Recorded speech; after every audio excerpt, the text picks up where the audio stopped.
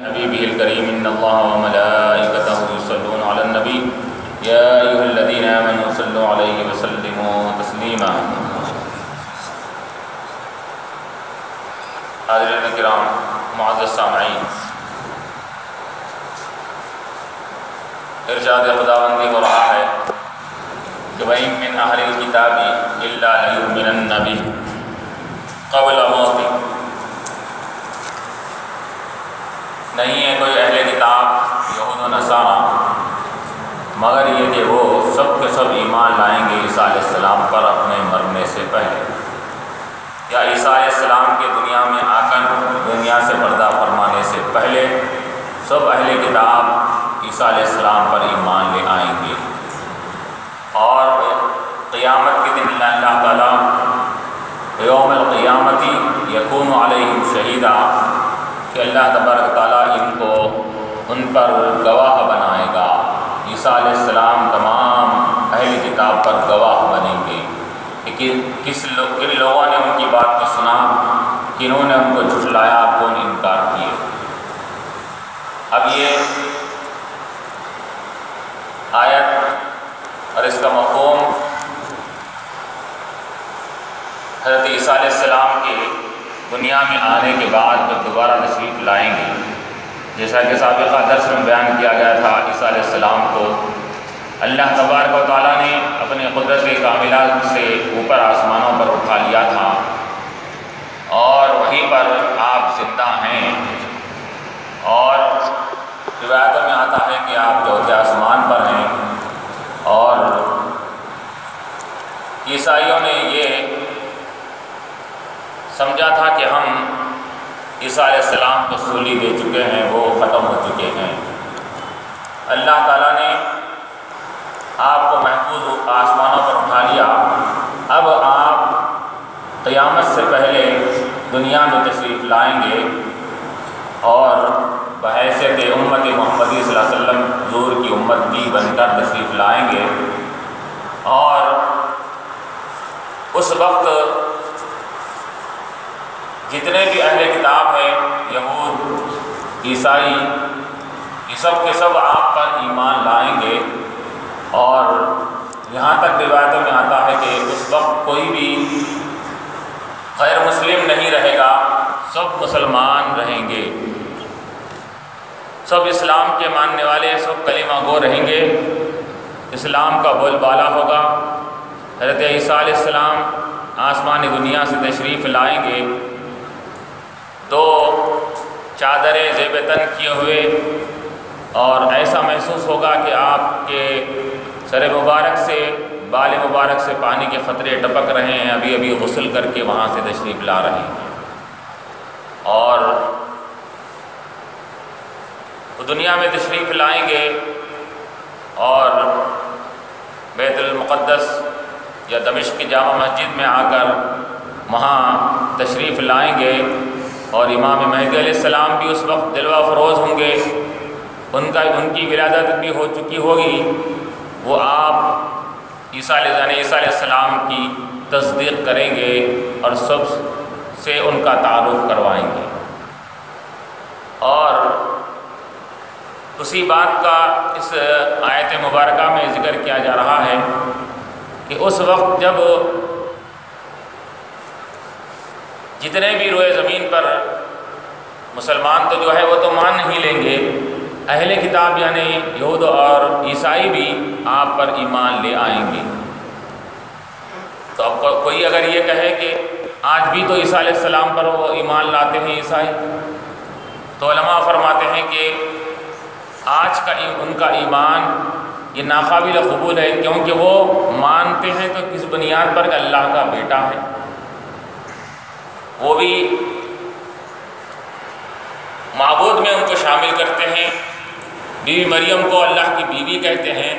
اس گستاخانہ اور کفریہ عقیدے کے بنیاد پر مانتے ہیں۔ جب جو مانیں گے وہ ایسا مانیں گے جو ماننا قابل قبول ہوگا، یعنی عیسیٰ علیہ السلام کو اللہ کا برگزیدہ بندہ اور اپنے وقت کے نبی، اور فی زمانہ جب وہ آئیں گے اس زمانے کے اللہ والے اور ولی اللہ اور اللہ کے خاص اور مقرب بندے یہ سمجھ کر ان کو مانیں گے، اور وہ اللہ کا بیٹا ہونے کا جو عقیدہ تھا وہ عقیدہ اپنا ختم کر دیں گے، تو اس وقت کا وہ ان کا ایمان قابل قبول ہوگا۔ اور پھر عیسیٰ علیہ السلام جب آئیں گے تو اب اس آیت کے ذریعے سے غلام احمد قادیانی نے یہ چیلنج کیا اور دعویٰ کیا کہ یہ آیت میرے بارے میں آئی ہے، کیونکہ عیسیٰ علیہ السلام کو تو پھانسی ہو چکی ہے، حالانکہ مسلمانوں کا عقیدہ یہ ہے کہ عیسیٰ علیہ السلام کو پھانسی نہیں ہوئی، اللہ نے آسمانوں پر اٹھایا، اور یہ اپنے آپ کو مسلمان کہتے ہوئے کہتا ہے کہ اس آیت سے معلوم ہوتا ہے کہ عیسیٰ علیہ السلام کو تو پھانسی ہو چکی ہے، اب نہیں آ سکتے، اب اس سے مراد میں ہی ہوں کہ اللہ تعالیٰ نے مجھ پر ایمان لانے کا سب کو حکم دیا۔ استغفر اللہ۔ اور پھر یہی نہیں، احادیث شریفہ میں بخاری مسلم کی روایتوں میں آتا ہے کہ عیسیٰ علیہ السلام جب آئیں گے تو اسلام کا بول بالا ہوگا۔ یہ غلام احمد قادیانی جس زمانے میں تھا تو اس وقت اطراف و اکناف میں کفر کا بول بالا ہے، تو کیسا اس کے اوپر یہ آیت صادق آ سکتی ہے؟ اور عیسیٰ علیہ السلام جب آئیں گے تو روایتوں میں آتا ہے کہ غربت ختم ہو جائے گی، مال و دولت کی فراوانی، کثرت اور زیادتی ہوگی، مال بے دریغ طریقے سے چاروں طرف سے بہنے لگے گا، اتنی کثرت سے مال کی بہتات ہوگی، یہاں تک کہ اس زمانے میں لوگوں کو مال سے محبت نہیں رہے گی، ایک سجدہ اور ایک اللہ کی بارگاہ میں ایک رکعت ان کے نزدیک دنیا و ما فیہا سے بہتر رہے گی۔ اور پھر عیسیٰ علیہ السلام جب تشریف لائیں گے تو امن و امان رہے گا، جو طرف خوف ڈر، خوف و ہراس کا عالم ختم ہو جائے گا، یہ بھی روایت بخاری اور مسلم کی روایت سے ہم کو ملتا ہے، چاروں طرف امن و امان ہوگا۔ تب یہ اپنے آپ کو اس آیت کا مصداق بتا رہا ہے غلام احمد قادیانی، تو نہ اس کے زمانے میں اسلام کا بول بالا ہوا، نہ اس کے زمانے میں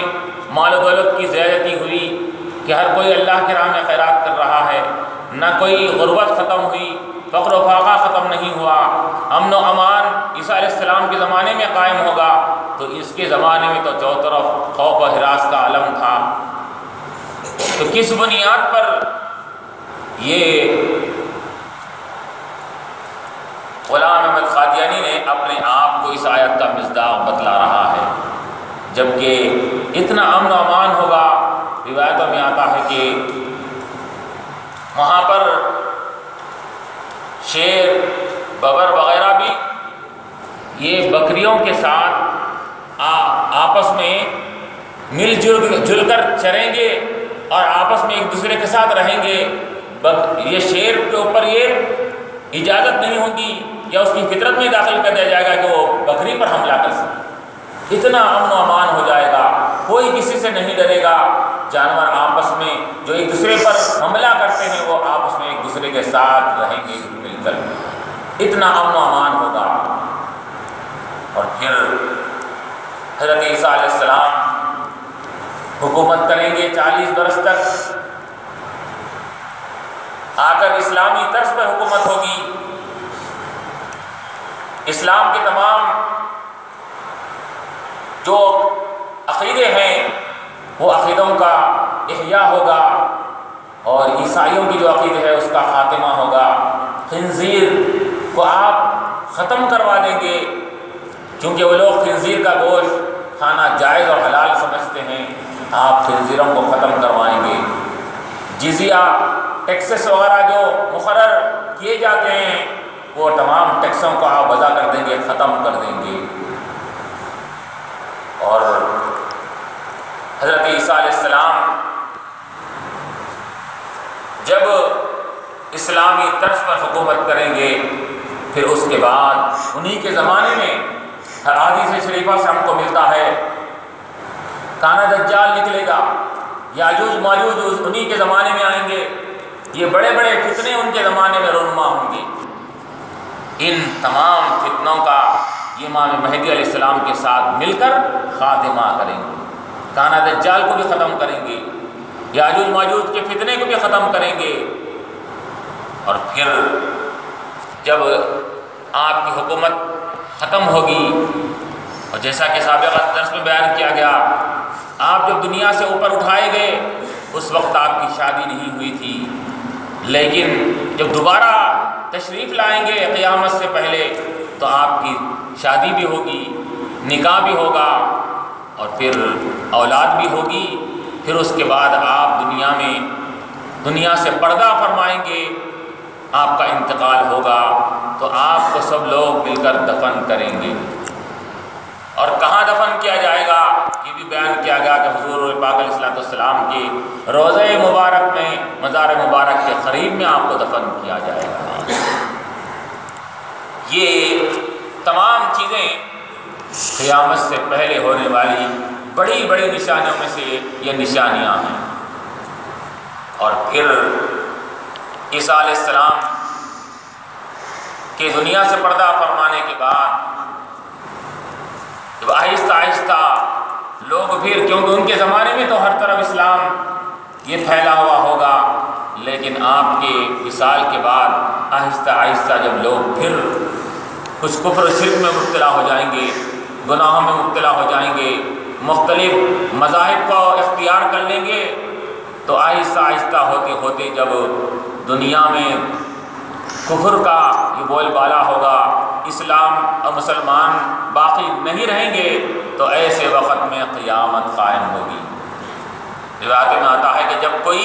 روئے زمین پر اللہ اللہ بولنے والا نہ رہے گا اس وقت قیامت قائم ہوگی۔ تو اس آیت میں اللہ تعالیٰ فرما رہا ہے وَإِن مِّنْ أَهْلِ الْكِتَابِ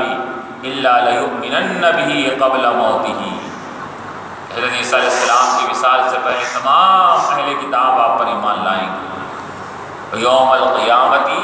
قیامت کے دن یکون علیہم شہیدا، قیامت کے دن یہ عیسیٰ علیہ السلام ان تمام اہل کتاب پر گواہ بنیں گے، گواہی دیں گے ان کے حق میں، تمام اہل کتاب پر گواہ بنیں گے۔ تو علماء فرماتے ہیں کہ عیسیٰ علیہ السلام کی نظر آپ کی تمام اہل کتاب پر ہے، اگرچہ کہ آپ اس وقت آسمانوں پر ہے اور قیامت سے پہلے آئیں گے، لیکن شروع سے لے کے آخر تک کتنے بنی اسرائیل اہل کتاب ایمان لائے، کتنے انکار کیے، اور آپ کے آمد کے بعد صحیح اور معنی میں ایمان کن کن لوگوں نے لایا، یہ سب کے بارے میں آپ جانتے ہوئے گواہی دیں گے۔ یوم القیامت یکون علیہم شہیدا، قیامت کے دن یہ گواہ بنیں گے۔ علماء نے فرمایا کہ گواہی اسی کے قابل قبول ہوتی ہے جو جائے واردات پر یا کسی واقعے کے مقام پر موجود ہوتا ہے، اسی کی گواہی قابل قبول ہوتی ہے۔ تو یہ عیسیٰ علیہ السلام یہ ان کے ایمان کو اپنی نظروں سے مشاہدہ فرما رہے ہیں، وہ دیکھ کر مشاہدہ فرما کر ان کے سامنے حاضر ہو کر یا اللہ تعالیٰ ان کو وہیں سے ایسی نگاہ عطا فرمائی کہ ہر ایک کے ایمان کو وہ دیکھ رہے ہیں، دیکھ کر ان کے حق میں گواہی دیں گے۔ اور پھر جیسے کہ روایتوں میں آتا ہے کہ ہر نبی اپنی امت کے حق میں گواہی دے گا کہ کون ایمان لایا کون ایمان نہیں لایا، تو اللہ تعالیٰ نے ہر نبی کو ایسی ان کی نگاہ عطا فرمائی ہے، ایسی بصارت عطا فرمائی ہے کہ نبی کا اپنی تمام امت کے لوگوں پر اب ان کی نگاہ بھی ہوتی ہے، نظر بھی ہوتی ہے، بصارت بھی ہوتی ہے، تبھی تو وہ گواہی دینے والا بنے گا۔ اور پھر یہ بھی روایت میں آتا ہے کہ ہر نبی اپنی امت کے حق میں گواہی دے گا، اور حضور پاک علیہ السلام تمام انبیاء علیہ السلام کی گواہی دیں گے۔ سب انبیاء کے حق پر ہونے کی اور ان کی امتوں میں کن کن لوگوں نے ایمان لایا کن لوگوں نے ایمان نہیں لایا، ان تمام کی گواہی حضور پاک علیہ السلام دیں گے۔ تو علماء نے کہا کہ ہر نبی کی نظر اپنی امت پر ہے، امت کے ہر فرد پر اس کی نگاہ ہوتی ہے، تو ہر نبی کی نظر اپنی امت پر ہے، لیکن حضور پاک علیہ السلام کی نظر تمام بنی نوع انسان، تمام کائنات کے اوپر آپ کی نظر ہے۔ تبھی تو آپ تمام کے حق میں گواہی دینے والے بنے ہیں۔ یوم القیامت یکون علیہم شہیدا، اور پھر نبی کی اللہ تعالیٰ نے نگاہ کو بھی وسیع بنایا، آپ نبی کی یادداشت اور قوت حافظہ کو بھی اللہ تعالیٰ نے ایسا قوی بنایا کہ وہ، جیسا کہ روایت میں آتا ہے کہ انسان وہاں جانے کے بعد اپنے اعمال کو بھول جائے گا، انکار کرے گا، یہ میں نے یہ کام نہیں کیا، یہ عمل میں نے نہیں کیا، وہاں یادداشت خود کھو دے گا۔ لیکن اللہ تعالیٰ نے نبی کی قوت حافظے کو اتنا زیادہ بنایا ہے کہ وہ کسی بھی بات کو بھولیں گے نہیں، ہر چیز ان کی یادداشت پر ہوگی، اور پھر ہر نبی کی یادداشت اپنی امت کے متعلق رہے گی، تو حضور پاک علیہ السلام کی یادداشت قوت حافظے کا کیا عالم ہوگا کہ تمام کائنات کے لوگوں کے بارے میں آپ کو قوت حافظہ دیا گیا ہے، تبھی تو آپ اس سب باتوں کو یاد رکھ کر وہاں پر گواہی دیں گے۔ روایت میں آتا ہے کہ انسان جب وہاں پہنچے گا، اور پھر یہ بھی ہے کہ نبی کی گواہی کے مقابلے میں کسی اور پروف اور گواہی کی ضرورت نہیں پڑے گی۔ اللہ یہ نہیں کہے گا کہ آپ یہ گواہی دے رہے ہیں تو اس گواہی پر کون گواہ ہے، یہ نہیں کہے گا، ان کی گواہی قابل قبول ہو جائے گی۔ جیسا کہ کل قیامت کے دن جب بندہ انکار کرے گا کہ یہ کام میں نے نہیں کیا، تو اللہ تبارک و تعالیٰ بطور ثبوت کے اس کا نام اعمال اس کے سامنے پیش کریں گے۔ اقرا کتابک، پڑھ اپنے نام اعمال کو، دیکھ مجھے معلوم تھا آج تو انکار کرنے والا ہوگا، تو نہ مانے گا، اس وجہ سے میں نے تیرے اوپر 2 فرشتوں کو مقرر کیا تھا، منکر نکیر کو، کہ وہ کرامن کاتبین کو میں نے تجھ پر مقرر کیا تھا، وہ تیرے اعمال کو لکھ رہے تھے، لے اس کتاب کے اندر تیرے تمام اعمال درج ہیں۔ اور پھر بندہ اتنا انکاری ہوگا اور ہٹ درم ہوگا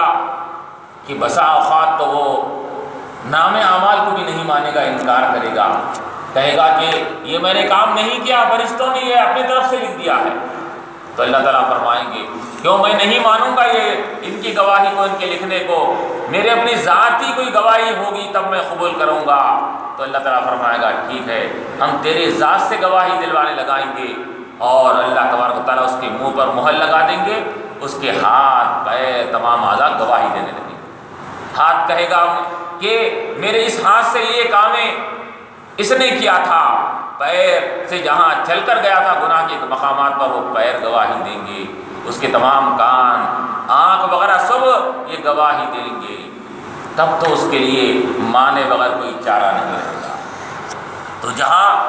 ان چیزوں کا انکار کرے گا تو اس کے مقابلے میں دوسرے گواہوں کو پیش کیا جائے گا، لیکن نبی کی گواہی پر کسی اور دوسرے کی گواہی وہاں پر لی جائے گی نہیں۔ اللہ تعالیٰ نبی کی گواہی کو اور پھر تمام انبیاء پر حضور پاک علیہ السلام کی گواہی کو اللہ تعالیٰ بغیر کسی اور دوسرے ثبوت کے قابل قبول کر لے گا، اور جو تمام امتوں کے حق میں وہ گواہی قابل قبول ہوگی۔ یوم القیامت یکون علیہم شہیدا فبظلم من الذین ہادوا حرمنا علیہم طیبات، کہ یہ یہودی کے ظلم و ستم کی وجہ سے اور ان کے دنیا میں گناہوں کی وجہ سے، علماء نے کہا کہ ظلم کے کئی معنی آتے ہیں۔ ظلم کی معنی ہے وضع الشیء علی غیر محلہ، کسی بھی چیز کو اس کے مقام کے علاوہ پر رکھنا، یہ ظلم ہے۔ عبادت کے لائق اللہ کی ذات ہے، اس عبادت کو دوسرے مقامات پر رکھنا، یہ بھی ظلم ہوا۔ تو ظلم ایک جامع معنی ہے، ایک کامل معنی ہے۔ تو یہ یہودیوں کے ظلم کی وجہ سے ہم نے کیا کیا؟ حرمنا علیہم طیبات،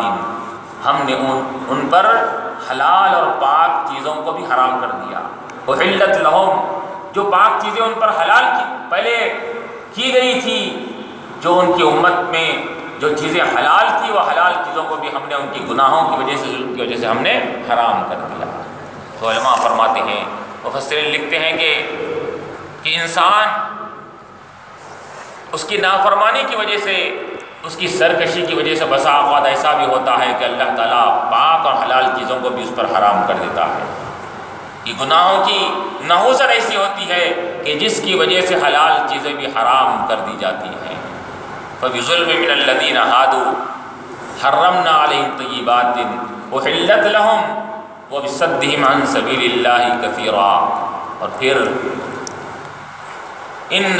یہودیوں کے ظلم و ستم کی وجہ سے اور ان کے نافرمانی کی وجہ سے، یہ ظلم کے معنی تاریکی کے بھی آتے ہیں، ظلم کے معنی زیادتی کے آتے ہیں، تاریکی کے بھی آتے ہیں، اندھیرے کے بھی آتے ہیں۔ جیسے کہ حدیث شریف میں آتا ہے کہ ظلم و ظلمات یوم القیامتی،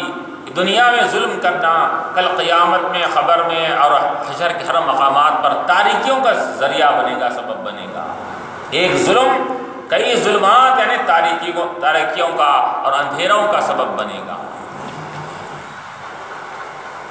احلت لهم وبصدهم عن سبیل اللہ کثیرا، اور ایک ان کا کیا جرم تھا جس کی وجہ سے ہم نے حلال چیزوں کو حرام کر دیا؟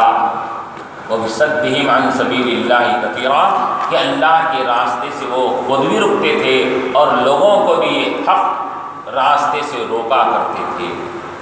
خود بھی صحیح راستے پر نہیں چل رہے ہیں اور صحیح راستے پر چلنے والوں کو بھی روکا کرتے تھے۔ یہ ان کا اور ایک گناہ یہ بھی تھا۔ وَأَخْذِهِمُ الرِّبَا، تیسرا گناہ یہ سود لیا کرتے تھے، سود کھایا کرتے تھے، سودی لین دین اور کاروبار کیا کرتے تھے۔ وَقَدْ نُهُوا عَنْهُ، حالانکہ ان کو ان سے منع کیا گیا تھا کہ سود مت کھانا، سود کھانا سخت ترین گناہ ہے، کیونکہ سود کا پیسہ اگر تمہارے پیٹ میں جائے گا تو پھر وہ اس اپنے نجس اثرات کو تمہارے اعضاء سے ظاہر کرے گا۔ یہ نافرمانیاں اور گناہ کے کامیں جو ہوتے ہیں، وہ حرام مال جب پیٹ میں جاتا ہے پھر لا محالہ جس پیٹ میں حرام مال رہے گا، خبیث اور نجس چیز رہے گی، اب اس کے اعضاء سے، منہ سے کا جو بھی چیز نکلے گی وہ بھی گندگی اور حرام اور نجس کاموں کی طرف مائل ہوگا۔ علماء نے مثال دیا کہ گویا کہ ایک مثال کے طور پر ایک پانی کی ٹانکی ہے، ٹانکی میں آپ نے اگر گندا اور خراب پانی اگر رکھا تو پھر اگر اس کے 2-3 ٹوٹیاں لگا دیے، اب ٹوٹیوں میں سے پانی کیا آئے گا؟ وہی گندا پانی آئے گا، گندا پانی نکلے گا۔ اگر پانی پاک و صاف ہوگا تو ٹوٹیوں میں سے بھی پانی پاک و صاف ہوگا۔ اسی طرح اگر پیٹ میں آپ کی حلال غذا رہے گی تو آپ کے اعضاء سے بھی اچھے کامیں ظاہر ہونے لگیں گے۔ وَأَكْلِ أَمْوَالِ النَّاسِ بِالْبَاطِلِ، اور ایک گناہ ان کا یہ تھا کہ أَكْلِهِمْ أَمْوَالَ النَّاسِ بِالْبَاطِلِ، یہ لوگوں کا مال کھا جایا کرتے تھے باطل طریقے سے، لوگوں کی زمین ہڑپ کر لی، لوگوں کا مال کھا لیا اور ناجائز طریقے سے یہ اپنے مال کو حاصل کرنے کا بس یہ ذریعہ بنا لیا کہ وہ کسی بھی طریقے سے ہو، جائز ناجائز ہر طریقے سے مال کو جمع کرنا، یہ ان کا اور ایک شیوا اور ان کی عادت تھی، ان کی نافرمانی تھی۔ وَأَكْلِ أَمْوَالِ النَّاسِ بِالْبَاطِلِ، باطل طریقے سے مال کھانے میں علماء نے کہا کہ سب چیزیں اس کے اندر داخل ہے، جھوٹ بول کر مال کھایا جائے، دھوکہ دے کر مال کھایا جائے، رشوت کے ذریعے مال کھایا جائے، کسی کو دھوکہ دے کر مال کھایا جائے، یہ سب چیزیں باطل طریقے سے مال کے کھانے میں آ جائیں گی۔ وَأَعْتَدْنَا لِلْكَافِرِينَ مِنْهُمْ عَذَابًا أَلِيمًا، تو ہم نے ان میں سے جو کفر کیے، ان میں سے انکار کرنے والے جو ہوئے اہل کتاب میں سے، تو ہم نے ان کے لیے تیار کر رکھا ہے عذابًا علیما، دردناک عذاب کو، کہ جو دردناک عذاب کو وہ کل آخرت میں چکنے والے ہیں۔ یعنی اللہ تعالیٰ نے ان کی نافرمانی کی وجہ سے دنیا میں بھی ان کو حلال چیزوں سے محروم کر رکھا، تو یہ حلال چیزیں جو حرام کر دی گئی، یہی ان کے گناہوں کی سزا نہیں ہے۔ اللہ تعالیٰ فرما رہا ہے یہ تو دنیاوی اعتبار سے ان کی معمولی سزا ہوئی، لیکن ہم کل آخرت میں انکار کرنے والے، کفر کرنے والے اور ہمارے انبیاء کا، ہماری کتابوں کا یا ہمارے کسی بھی حکم کا انکار کرنے والوں کے لیے ہم نے کل آخرت میں جو عذاب رکھا ہے تیار کر کے، وہ تو علیماً سخت دردناک عذاب ہے، یہ المناک عذاب ہے، ایسا عذاب ہے کہ وہ عذاب بھی پناہ مانگے گا، جس کو عذاب دیا جا رہا ہے، ایسے دردناک عذاب سے ہم ان لوگوں کو دوچار کریں گے۔